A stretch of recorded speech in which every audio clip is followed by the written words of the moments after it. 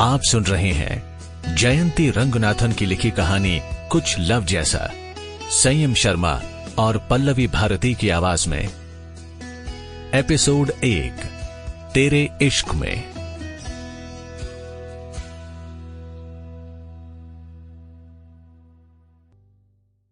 Sophie क्या कर रही है यार? मेरी आंखों पर काली पट्टी क्यों बांध रही है? कहीं मेरी किडनैपिंग का इरादा तो नहीं है? जस्ट अ सेकंड यार नैना, हैव पेशेंस। सोफी ने नैना का हाथ कसकर पकड़ रखा था, कहीं वो आंख पर लगी पट्टी ना खोल दे, वरना उसके सरप्राइज का गुड़गोबर हो जाएगा।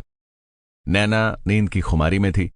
वो एक ज़ॉम्बी की तरह सोफी का हाथ पकड़कर आंखों में पट्टी बांधे ड्राइंग रूम में आ गई।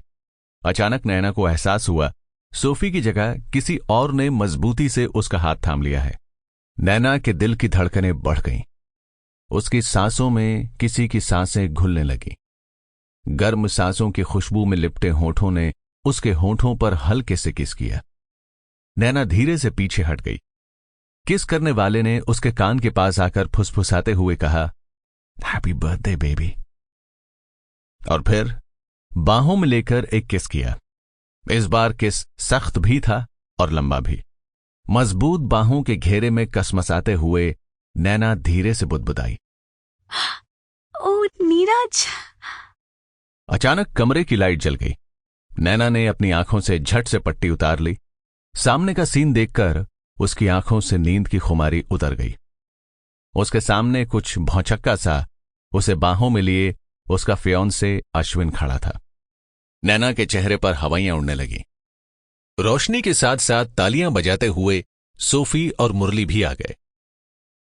नैना के सामने उसका फेवरेट चॉकलेट सूफले केक रखा हुआ था। सोफी ने कैंडल्स जलाए और नैना के कान के पास आकर फुसफुसाई, तुमने नीरज का नाम क्यों लिया यार? What's going on baby? हाँ? नैना ने उसकी बात को अनसुना करते हुए सिर झटक दिया। उसकी नजरें अश्विन से मिली। वो काफी अपसेट दिख रहा था। नैना धीरे से बड़बड़ाई, ओह शिट, ये मैंने क्या कर दिया? इस समय नीरज का नाम क्यों ले लिया? कहीं इसलिए तो नहीं कि सुबह से मैं उसके बारे में ही सोच रही थी। आखिर वो कितना हॉट और डैशिंग है। जितनी बार उससे मिलती हूँ ना उतना ही एक्साइटिंग लगता है। इस समय सब Sample complete. Ready to continue?